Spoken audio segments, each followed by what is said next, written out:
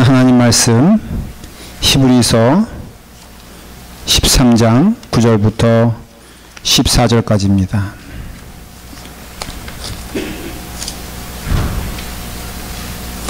히브리서 13장 9절부터 14절까지 제 성경으로는 신약성경 368페이지입니다. 찾으시면 다 함께 읽겠습니다.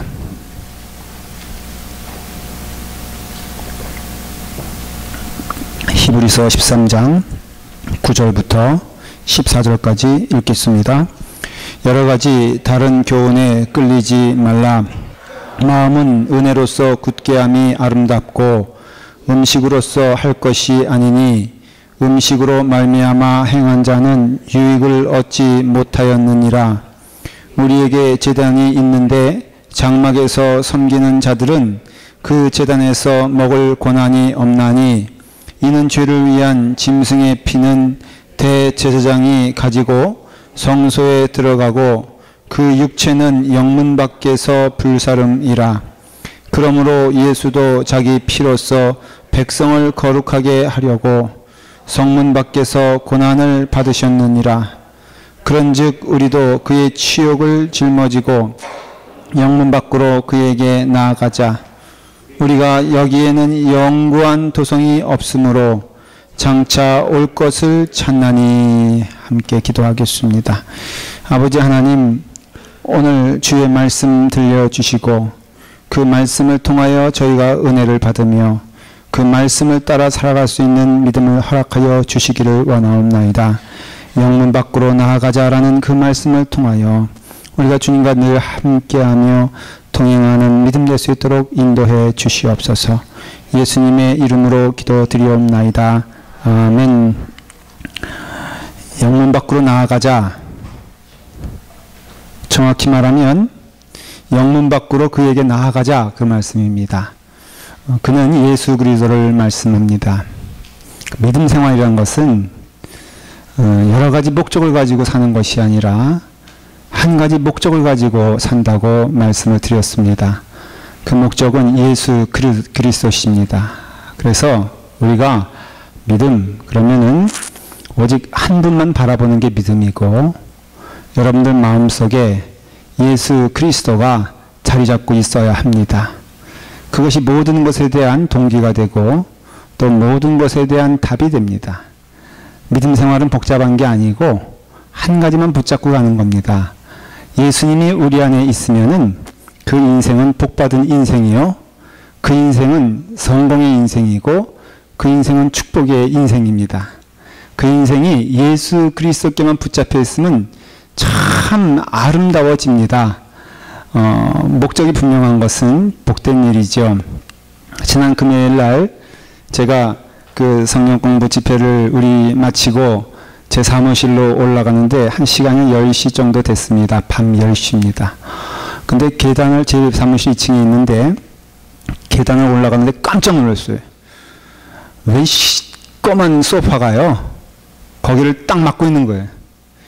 그리고 중고등부 아이들 대여섯 명이 달라붙어가지고 낑낑대면서 제 사무실 복도 계단을 차지하고 있어요. 그래서 왜 너희들서 뭐하냐 그랬더니 알고 보니까 제 방 옆이 유스룸이에요. 중고등부실인데 어디서 소파를 얻어가지고 와서 자기들이 이젠 거기 뭐 이렇게 좀 친교실처럼 카페처럼 만든 데나, 그래가지고 첫 번째 프로젝트가 뭐냐면은 어디서 소파를 하나 얻어온 거예요. 근데 자기네 능력에 맞게 얻어와야지 너무 큰 걸 가져온 거라. 그래서 자기는 유스룸 그 문으로 들어오려니까는 도저히 들어올 수가 없는 거예요. 근데 제 사무실하고 유스룸하고 이게 문이 하나 있거든요. 그러니까 얘들이 생각한 게 뭐냐면은 내 사무실 방문을 통하여서 문을 열고 들어가서 자기네 방과 제 방에 연결되어 있는 문을 열고 글로 소파를 집어넣겠다는 속셈이에요, 한마디로 말하면. 근데 여러분들 그걸 꼭 보셨어야 돼. 정말 인간 불쌍한 모습을 거기서 봅니다. 우통 버섯에 끼고 땀을 뻘뻘 흘리는데 이게 너무 크니까 턴이 안 되는 거예요, 턴이. 눈치를 가만히 보니까 거기서 1시간 동안 그걸 가지고 씨름하고 있는 거예요. 야, 나는 야, 좀 나 들어가야 되겠다 그러니까는 들어가지도 못해. 왜냐면 꽉 껴가지고. 눈치 보니까 저거는 오늘 밤으로는 못 들어간다. 내가 보기엔. 다행히 전 거꾸로 유스룸으로 해가지고 제 사무실에 들어가서 니들 고생 좀 해봐라 이러면서 화가 나긴 난 게 벽을 다 깠어요. 그거 여기 유수 있나? 내가 복구 안 할 거라고 예수님의 이름으로 확신합니다. 지금 가보세요. 다 벽에 그냥 막 쭉쭉 가가지고 어떻게 하나 사줘야 될 것 같아요. 하여간 그래서 너무 그게 궁금한 거예요. 저는 집에 와서. 그게 들어갔을까 안 갔을까. 설교 준비가 안 되는 거 있죠. 그래서 오늘 아침에 일찍 와가지고 제일 먼저 확인한 게 뭐냐. 보니까 없긴 없어. 어떻게 됐긴 됐어. 그래서 제 문을 열고 옆에 유스룸에 들어가는 문을 턱 여니까는 세상에 거기 딱 소파가 앉아있는 거 있죠. 이런 길이에 3분의 1을 차지해. 그 소파가. 난 그 들어와서도 걱정이야. 가만 보니까는 주저앉았어요. 이쪽 끝이. 아, 이게 뭐 하다 보니까는 그 이렇게 다리가 있지 않습니까? 그거 이게 한났나 보다. 그래서 그렇게 이제 부러졌나 보다. 나중에 들어보니까요. 톱을 가져와가지고 애들이 썰은 거야, 그거를. 여러분, 할렐루야. 우리 중고등부 아이들이 이런 믿음으로 살아가는 애들입니다. 여러분들보다 믿음 엄청 좋지 않아요? 한 가지 목표를 세우면은 걔네들 기세는요, 벽이라도 뚫고 갔을 것 같아. 아마 그 소파가 제가 생각하기에는 그거보다는 부수적인 것들이 무너져가지고 제가 보기에는 치료하고 또 고치느라고도 돈이 더 들 거예요. 지금 제가 가만둘 것 같아요. 들여다가 다 페인트 칠 해라. 이제 그럴 거니까. 근데 어쨌든 걔네 눈에는 그거야. 그래서 새벽 2시까지 했나? 그게 믿음입니다. 여러분, 우리의 믿음 생활은요, 그 아이들의 얼굴을 봤어야 돼. 너무너무 행복한 거야. 그 방에 소파를 들여놓을 생각하니까 지금 한번 올라가다 보세요. 옆에 찌그러져가지고 소파가 주저앉았어. 그러니까 톱으로 써는 것만 생각했지 그게 주저앉을 거란 생각하지 못했는데 저는 그래서 우리 믿음 생활에 있어서 한 분입니다. 예수 그리스도십니다. 여러분 예수 그리스도 믿으면요. 그분 붙잡고 가는 것이에요. 믿음 생활은 처음이나 지금이나 끝이나 예수 그리스도 붙잡고 가는 게 믿음 생활입니다. 오늘 여러분들 이 말씀을 읽으면서 좀 이 말씀은 설명을 좀 필요로 합니다. 왜냐하면 좀 어려운 말씀이에요. 여러분들이 그냥 한번 읽어가지고는 설명을 듣지 않고는 이 말씀이 무슨 뜻인지 잘 모르는 말씀이에요. 영문 밖으로 나가자 그랬잖아요.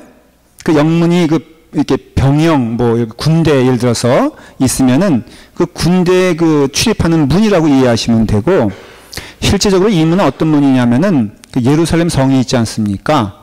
그 예루살렘, 쉽게 말하면 성 안이냐 성 밖이냐, 영문을 중심으로 해가지고 그 영문에 있어서 안이냐 밖이냐를 얘기하는 거예요 지금. 그런데 우리가 상식적으로 영문 안에 머무는 게 좋지 않습니까? 그런데 그 영문 안은 예수님이 안 계신 곳이에요. 예수님이 함께 할 수 없는 곳이에요. 그리고 영문 밖으로 나가야 돼요. 실질적으로 그 예루살렘 성에서 그 영문 밖이라는 뜻은 나가면 골고다거든요. 그래서 골고다로 가는 그 문, 그런 뜻이에요. 그래서 우리는 골고다로 갈 것이냐 아니면 골고다가 아닌 그 안에 머물 것이냐라는 것이에요. 그래서 신자들은 끊임없이 어디로 나가야 되냐? 영문 밖으로 가야 된다는 것이에요. 골고다로 가야 된다는 것이에요. 세상 사람들이 원치 않는 길로 가는 것이에요. 그리고 십자가의 길로 가는 것이에요. 우리 교회, 우리 믿음 생활, 우리 신앙에 있어서 너무나 중요한 것은 딴 것이 아니라 예수 그리스도십니다. 시절이 변해서 딴 거는 변할 수 있어요. 그러나 예수님은 변하지 않습니다. 여러분 성경 히브리서 13장 8절 보면은 예수 그리스도는 어제나 오늘이나 영원토록 동일하시니라 말씀하잖아요. 그러니까 교회는 우리가 변하는 것이 있고 변하지 않는 것이 있어요. 예를 들면은 변해도 좋은 것들도 있을 수 있죠. 제가 설교를 하는데 제가 좀 이거 이게 뭔지 아세요, 여러분들? 모르시죠? 이렇게 하면 신기하잖아요, 그렇죠? 네. 이게 저의 원고예요. 여러분 이걸로 원고하여 설교하면은 은혜롭고, 옛날에 손으로 써가지고 원고하면은 더 은혜로울까요? 덜 은혜로울까요? 물어보는 게 썰렁하죠? 그렇죠? 제가 좀 이해하지 못하고 받아들이기 좀 시간 걸렸던 게 젊은 청년 아이들이 교회 오면은 성경책을 안 가져와. 그리고 성경 읽으십시다 그러면은 자기들 다 전화기를 꺼내는 거예요. 그래서 뭐 하나 봤더니 거기에 성경이 있다는 거예요. 여러분, 변할 수 있어요, 없어요? 변할 수 있습니다. 여러분, 전기가 안 들어오다가 들어올 수 있는 것이고요. 마이크를 사용하지 않다가 마이크를 사용할 수 있는 것이에요. 이건 교회 안에서도 변할 수 있는 것입니다. 예배 시간도 변할 수 있습니다. 그러나 우리가 변할 수 없는 것은 무엇이냐? 예수 그리스도예요. 우리가 초대교회 때 신약을 통하여 우리의 구원은 예수 그리스도로부터 온다는 그 진리는 어제도 진실이었고 오늘도 진리고 내일도 진리요. 예수 그리스도 오시는 그날까지 우리는 누구 붙잡고 하는 것이냐? 바로 예수 그리스도 붙잡고 하는 게 믿음인 것입니다. 우리는 은혜와 믿음을 좀 잘 살펴봐야 돼요. 은혜는 무엇이냐면 하나님으로부터 오는 게 은혜인 것입니다. 그래서 하나님이 주셔야지만 우리는 받을 수가 있어요.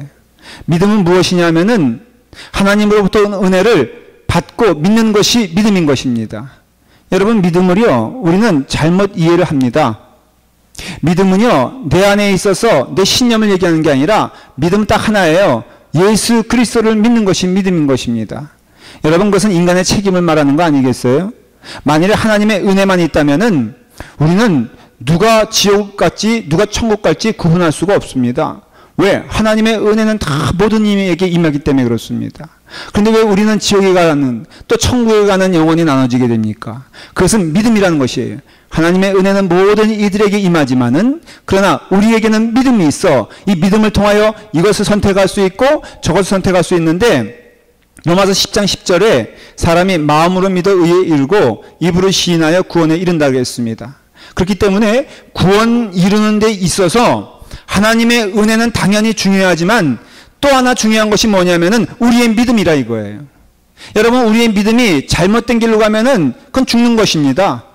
하나님의 은혜가 넘쳐도 죽을 수밖에 없는 이유는 하나님이 그렇게 우리를 창조하셨기 때문에 그렇습니다. 우리의 믿음이 주님께로 나아가 있으면은 우리는 사는 것입니다. 여러분, 우리에겐 늘 선택되는 길이 있다고 그랬잖아요. 그럼으로써 우리는 살펴봐야 될 것이 무엇이냐면 지금 나의 믿음은, 나의 신앙은 지금 올바로 가고 있는가를 물어야 돼요. 세상도 믿음을 얘기합니다.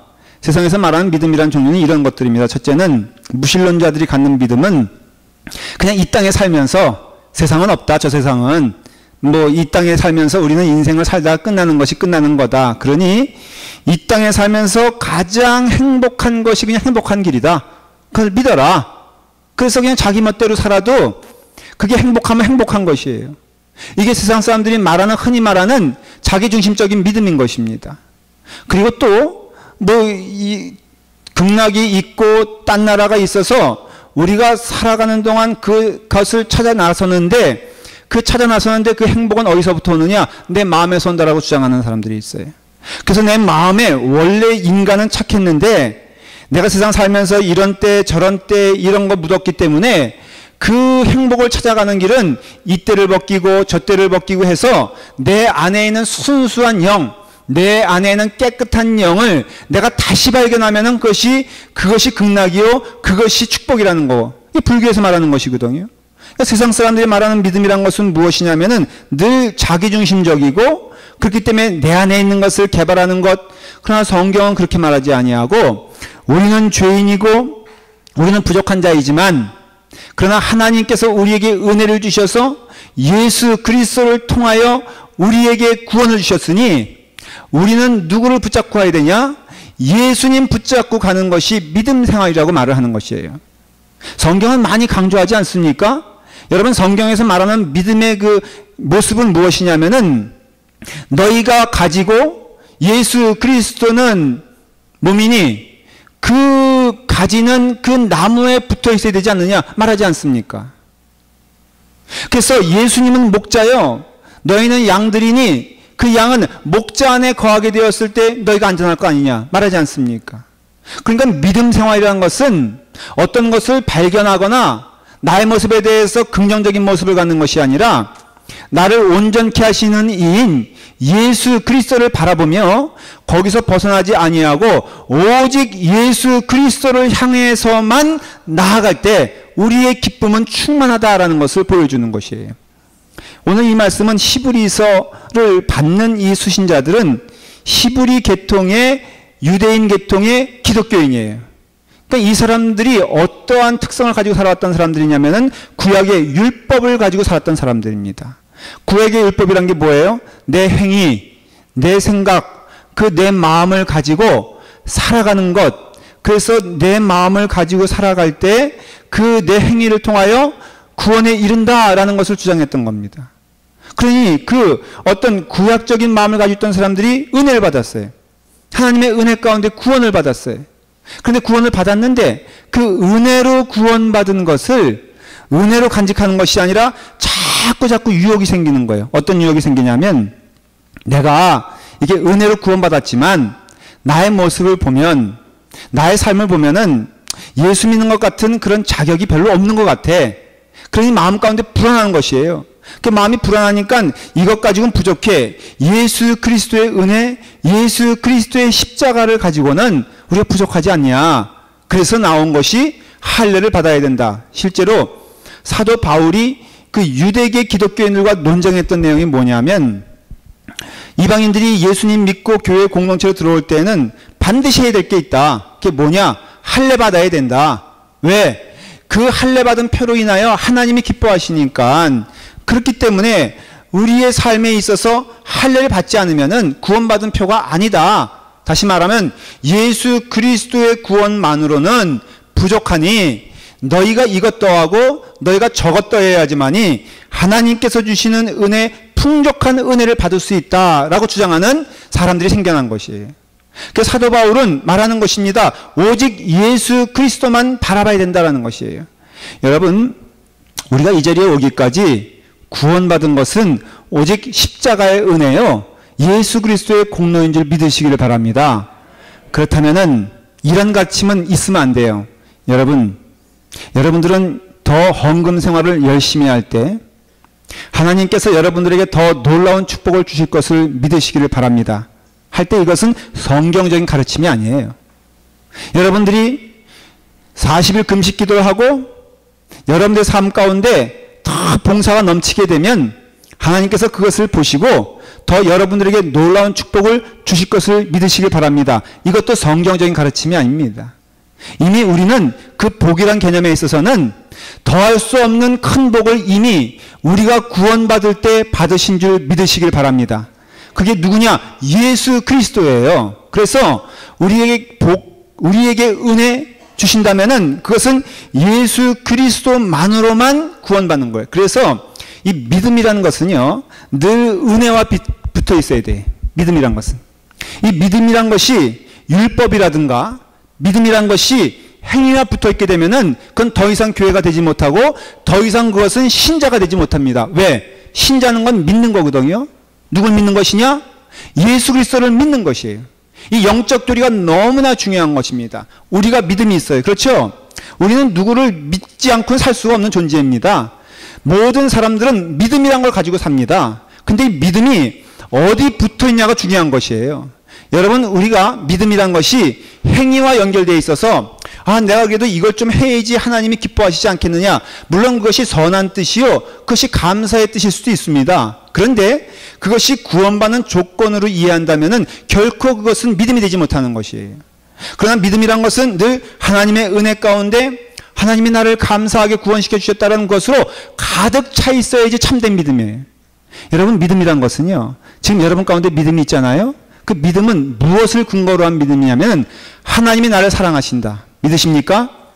하나님이 내가 죄인 되었을 때 이미 구원시켜 주셨다. 믿으십니까? 하나님이 나를 은혜로 구원시켜 주시고 예수 그리스도를 통하여 구원시켜 주시고 인도하시고 이끌어 주신다라는 것이 내 마음 가운데 가득하게 되었을 때 그게 교회요? 그것이 신자요? 그것이 신앙이라는 것을 알 수 있습니다. 근데 교회는요, 결국은 또 하나의 또 다른 도전이 늘 있게 마련인데 제가 13장 9절 오늘 말씀을 읽어볼게요. 여러 가지 다른 교훈에 끌리지 말라. 마음은 은혜로서 굳게함이 아름답고 음식으로서 할 것이 아니니 음식으로 말미암아 행한 자는 유익을 얻지 못하느니라. 그렇게 되어 있잖아요. 이 말씀이 뭐냐면 여러 가지 다른 교훈에 다 끌리지 마라. 오직 한 가지 교훈만 우리 가운데 있으니 그것은 예수 그리스도 붙잡고 가는 것이 우리에게 참된 교훈이다. 그런 뜻이에요. 그런데 믿음 생활하면서 이곳에서 저곳에서 들려오는 소리가 때로는 마음은요, 우리의 마음은 은혜로 굳게 함이 아름다운 것이에요. 그 은혜는 하나님의 은혜, 예수 그리스도의 십자가의 은혜로 우리의 마음이 가득 차게 되었을 때 우리의 마음이 아름답다는 것이에요. 음식으로서 할 것이 아니니, 이 음식이란 건 뭘 뜻하냐면 구약의 제사를 말하는 겁니다. 그래서 구약의 제사는 뭐예요? 내가 구원받은 것이 아니라 내가 이 음식을 드림으로써, 내가 이 제물을 드림으로써 하나님께서 그 제물을 받으시고 마음의 노여함을 푸시고 용서하여 주신다. 조건적인 거거든요.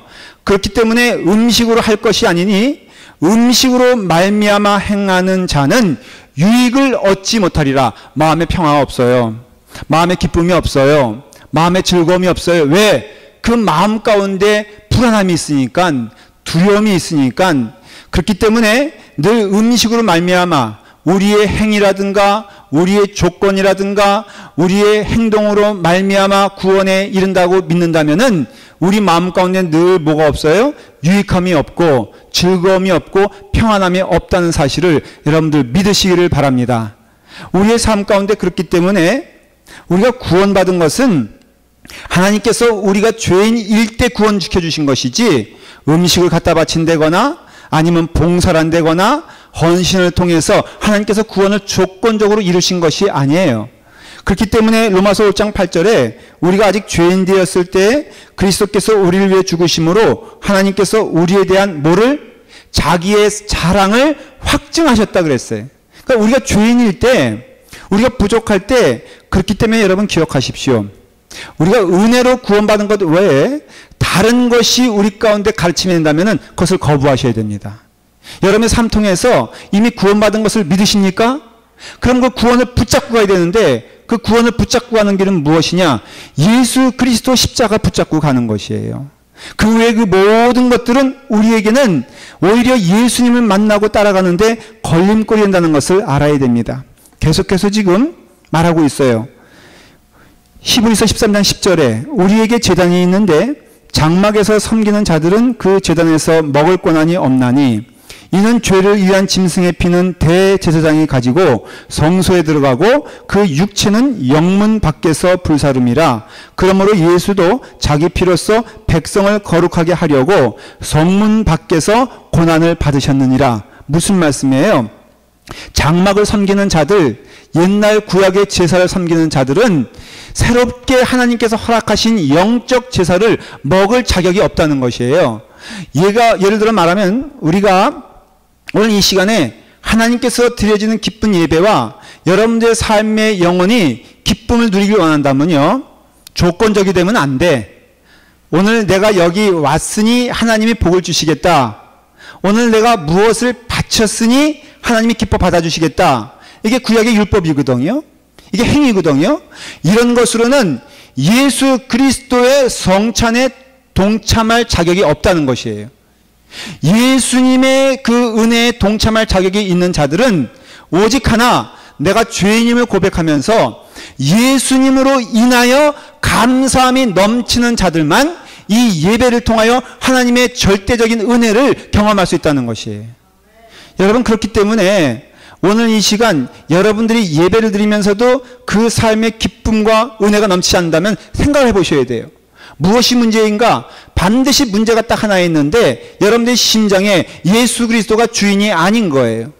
여러분들의 삶 가운데 나는 죄인이지만 예수 그리스도께서 우리를 은혜로 구원시켜 주셨다라는 감격과 기쁨이 있다면은 이 예배가 영적 예배요, 이 예배가 기쁨의 예배요, 이 예배가 살아있는 예배지만, 그러나 오늘 내가 그냥 그런 기쁨도 없이 은혜의 감격도 사라진 채 그냥 내가 이 예배 열심히 드리면은 하나님께서 나에게 복 주시겠거니 하는 조건적인 마음을 가지고 오면은 그는 마치 여기서 말하는 장막에서 섬기는 자들은 그 제단에서 먹을 권한이 없나니 십자가의 은혜로 다가오지 않는 자들은 이 예배를 통해서 먹을 수 있는 것들이 아무것도 없다라는 것을 여러분 아셔야 됩니다.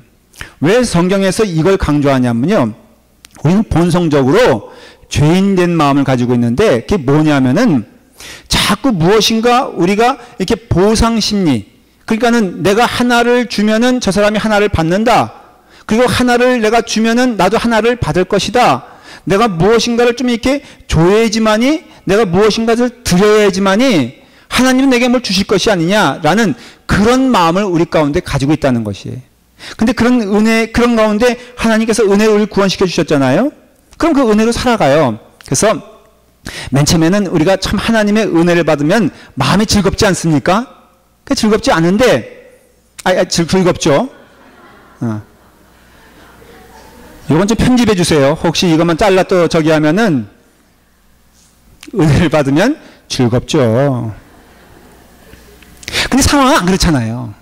오면은, 기도원 갔다 오면은 기다리고 있는 게 막 화가 나는 거 아니에요? 아까 말씀드렸잖아요. 금요일에 정말 은혜로 왔거든요. 그래서 성경 공부 참 은혜롭게 했어요. 얼굴 보니까 막 은혜 받은 것 같고, 저도 막 은혜로 와서 제가 모든 것을 다 감싸 안을 만한 그런 어떤 영적인 소유주가 된 것 같아요. 근데요, 요 발자국을 뚜벅뚜벅 올라가니까 이 중고등부 아이들이 소파를 가지고 남의 벽을 다 까놓으면서 저렇게 못된 짓을 하고 있어요. 갑자기 마음에 분노가 치밀어 오르고, 차마 목사니까 제가 뭐라고 말은 못했어요. 근데 내가 이름을 다 적어놨어요. 네 집 아들인지 적어놨으니까 딸은 아니에요. 딸들은 보니까 위에서 뭐 딴 거 놀고 있더라고. 그래서 그 남자아이들이 다 그랬는데 제가 다 알고 있는데요. 근데 너무 부끄러운 거야. 아니, 김동인 목사가 이 정도뿐이 안 되나? 그러니까 뭐가 의심이 돼요? 내가 정말 은혜 받은 사람인가? 내가 정말 구원받은 사람인가? 의심이 되겠어, 안 되겠어? 말을 못하죠? 저는 스스로 제가 많이 기도했어요. 내가 이 정도뿐이 안 되는가? 그럼 뭐 해요? 그 다음에는 주님의 은혜의 약효가 떨어진 거야. 그렇잖아요. 내가 은혜로 구원받은 사람인데 내 삶이 그러면 은혜로 완전해져야 되는데 완전하지 않거든. 그 다음날 되면 즉시 싸우거든. 그 잠시 이 예배 끝난 다음에 본성이 드러나거든. 그러니까 내가 받은 은혜와 구원이 진짜가 아닌 것처럼 생각해. 그럼 뭐 하게 됐어요? 그럼 눈치 보는 거야. 누구의 눈치를 봐? 하나님의 눈치를 보는 거예요. 하나님의 눈치를 보니까 그 다음에 뭘로 나가게 돼 있어? 은혜는 이제는 약효가 떨어졌어. 그러니 하나님 요거 드시면은 용서해 주실래요? 하나님 요거 바치면은 내가 안 봐도 주중의 생활이 영 엉망이거든. 그러니까는 헌금 많이 내는 분들 가운데는요, 은혜로 헌금 많이 내는 분도 있지만은 보험 삼아 드리는 사람도 꽤 많다는 거 제가 알고 있어요. 그래도 교회는 그걸 받아줘요. 왜냐하면 누구의 돈인, 누구의 헌금인지 모르니까. 그러나 본인은 알고 있어요.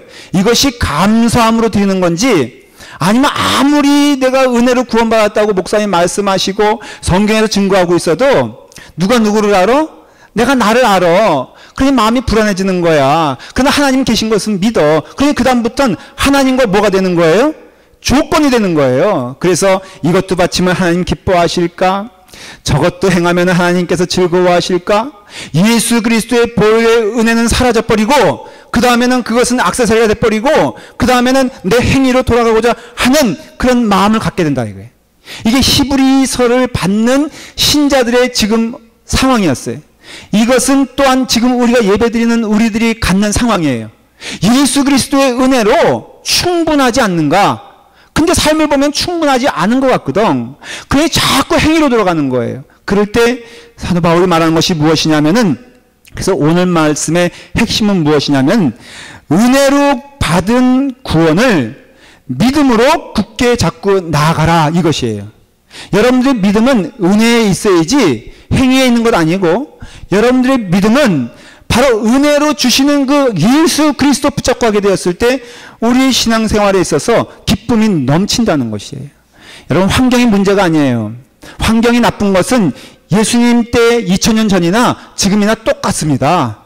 여러분, 믿음 간직하기 어려운 것은 그때나 지금이나 똑같습니다. 오직 하나 그때나 지금이나 동일한 것은 예수 그리스도 붙잡고 가는 믿음이 여러분들을 살릴 것을 믿으시기를 바랍니다. 바울과 실라가 빌립보에서 그 귀신 들린 어린 소녀를 고쳐주지 않습니까? 좋은 일이잖아요. 근데 그 귀신 들린 소녀의 그 주인이 굉장히 분을 내면서 이제 영업을 못하게 됐다. 이걸로 점쳤으니까 그래서 사도 바울과 실라를 고발해가지고 이제 그 빌립보 감옥에 집어넣지 않습니까? 여러분, 그럴 때 그 바울의 마음을 제가 봐요. 주님의 일을 하려고 모든 것 다 버리고 주님의 길을 가는데 내 삶의 고통과 내 삶의 갈등의 상황이 있을 수 있죠. 그래서 바울과 실라가 감옥에 갇혔어요. 얼마나 마음 가운데 때로는 부담스러운 원망의 마음이 있었겠습니까? 어쩌면 하나님께 대한 원망이 있을 수도 있었을 거예요. 그런데 바울과 실라가 사도행전 16장 25절에 보면 무엇을 하냐면 한밤중에 바울과 실라가 기도하고 하나님을 찬송하며 그랬어요. 여러분, 이 말씀은 짧은 말씀이지만 간단한 말씀이 아닌 게, 여러분, 바울과 실라가 찬송하며 기도할 때 조건적인 찬송과 기도겠습니까? 하나님, 내가 지금부터 기도 열심히 할 테니까 감옥문을 열어주시옵소서, 이런 기도였겠어요? 하나님, 내가 지금부터 열심히 찬송할 테니까는 이 감옥문이 흔들려 열리게 해주세요, 라는 기도였겠습니까? 여러분, 그런 기도 아니었습니다. 그런 기도 아닌 게, 그 이유가 감옥문이 열렸을 때 바울은 아랑곳하지 않았어요. 나갈 생각도 하지 않았어요. 그러니까 그 기도의 제목이, 그 찬송의 내용이 분명 내가 이렇게 열심히 기도하니 주여 문을 열어주실 것을 믿습니다. 내가 이렇게 40일 금식 기도하니 내 문제가 해결될 것을 믿겠습니다, 라는 그런 조건적인 기도가 아니라 감사의 기도야. 어떤 감사? 내가 어디에 있든지, 내가 무엇을 하든지 내 삶을 통하여 하나님 나를 받아주신 게 너무 감사합니다. 사도 바울은 감격이 있었어요. 다메섹의 감격이에요. 여러분, 다메섹의 감격은 죽을 수밖에 없는 죄인인 나를 오직 예수 그리스도의 은혜로 구원시켜 주신 감격, 이것이 여러분들을 지금도 살릴 것을 믿으시길 바랍니다.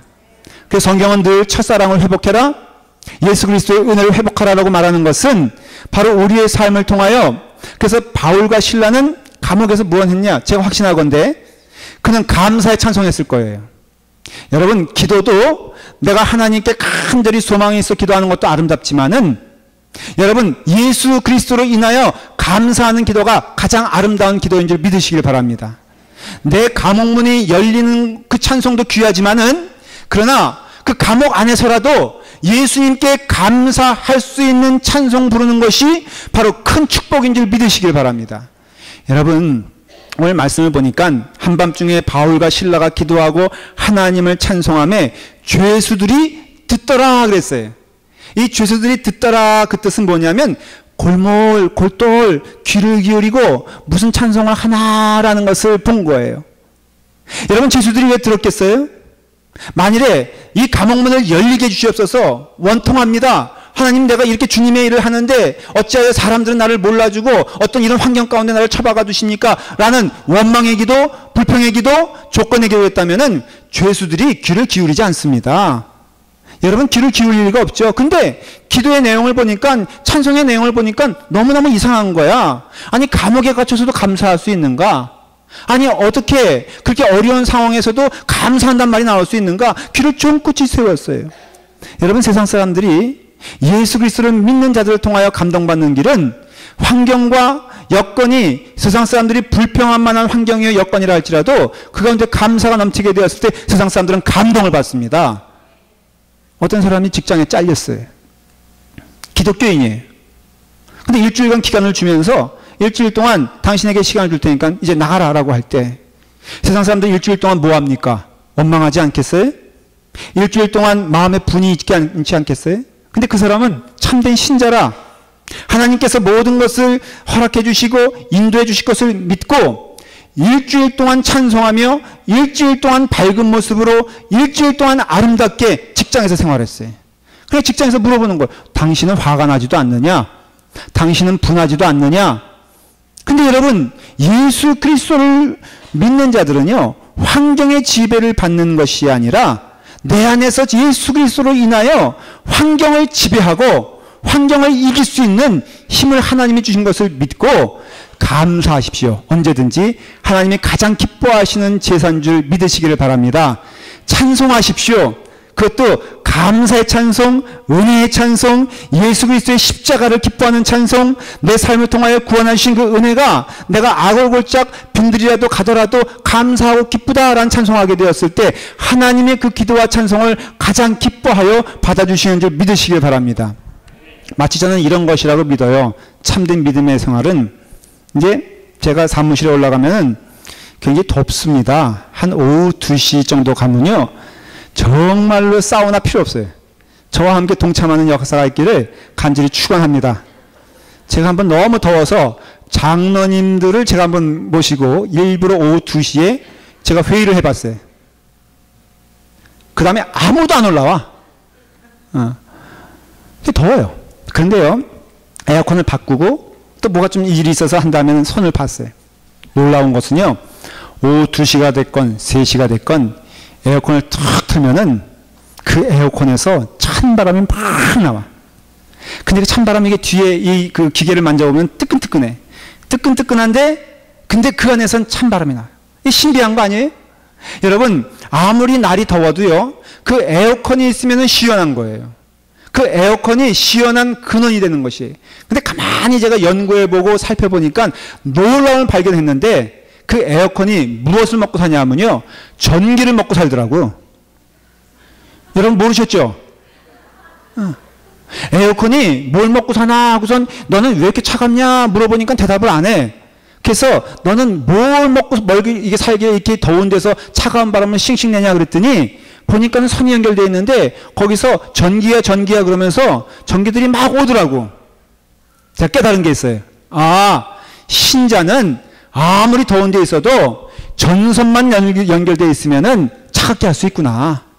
그 차감의 근원이 내 심장에서 나오는데 그게 어디를 통해서? 하나님과 더불어 영적 교류를 통해서. 근데 여러분, 은혜의 하나님이 내가 조건적으로 달려갈 때 만나시겠습니까?